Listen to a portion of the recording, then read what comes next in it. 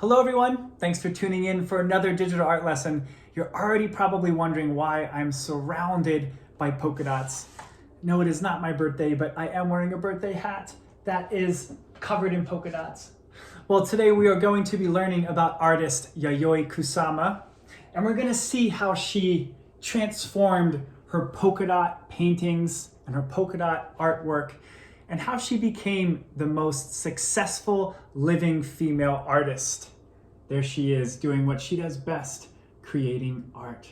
So we're going to learn about artist Yayoi Kusama, but first let's talk about what we need for today's lesson. If you have room left in your bright red sketchbooks, you can go ahead and use those for today's project. I always recommend to draw your ideas and sketch them out in pencil first before you add color and outline them.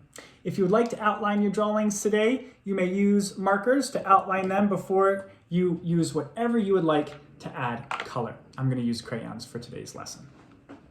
Okay, so let's learn about artist Yayoi Kusama a little bit before we get started on today's project. Yayoi Kusama was born in the city of Matsumoto, Japan in 1929. As a child, her parents owned a plant nursery and seed farm. So as a child, Yayoi Kusama was surrounded by giant fields of flowers that her parents would grow and sell. Kusama started drawing pumpkins and flowers in elementary school when she realized she wanted to become an artist. In 1958, Kusama moved to New York City, where she met many famous artists such as Andy Warhol and other pop artists who admired her artistic style. Her brightly colored paintings and installations were a major source of inspiration for the pop art movement. So artists like Andy Warhol really loved Yayoi Kusama's style. Kusama moved back to Japan in 1973, where she's been creating art ever since. She is known as an art pioneer and has worked in a wide variety of art backgrounds such as music, design, painting, sculpture, writing, installation, performance art, and many, many more. Today, Kusama is 91 years old and still paints every day. She holds the highest auction prices of any living female artist and is considered to be the most successful living female artist. That's a huge deal. So we're going to look at a few of Yayoi Kusama's paintings and how she was inspired by nature. And she also did animals and other paintings, not just nature. She did these, which are called infinity nets. Let me find my infinity net painting here. And this is really what got Yayoi Kusama noticed in New York City at the time, were these infinity nets. And they're very beautifully done. They're very intricate and detailed. But they're very different from some of the other paintings that we were just looking at. So her art has changed over the years. This one also looks different from some of the other nature or pumpkin or flower paintings that we've seen. So she has evolved and her art has changed over the many years that she has been creating. She's also the inventor of what is known as the infinity rooms.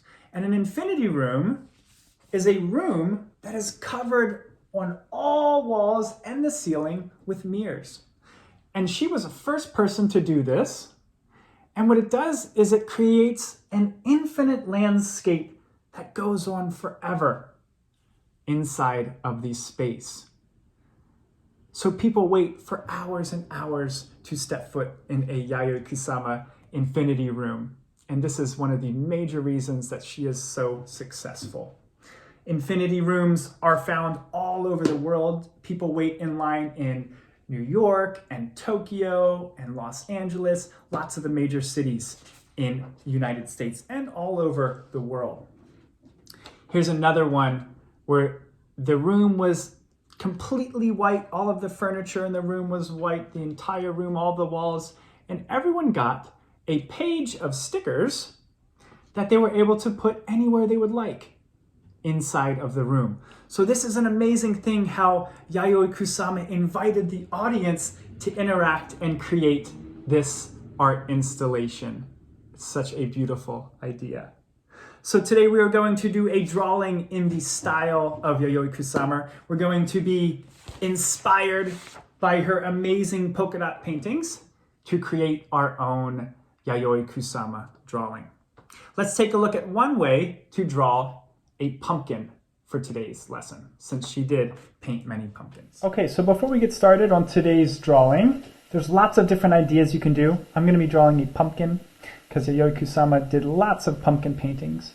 However, if you are inspired by that infinity room idea and you want to make your paper look like an infinity room and create your own infinity room, I've had lots of students that have been having fun with this as well.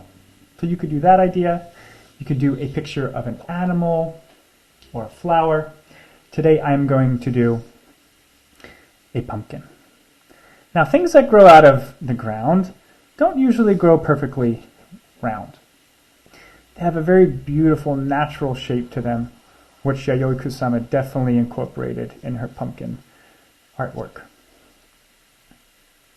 So what I want to say is when you're drawing the lines of your pumpkin, please don't make a sad, flat pumpkin. I want to see nice, round pumpkins with curved lines that are very three-dimensional and that are also full of joy. Right? Let's see round, happy pumpkins today. So when you're making your shape for your pumpkin, try to think about Yayoi Kusama's pumpkins and how they were nice and beautifully shaped. I'm taking my time to put in all of those different ridges and sections of my pumpkin.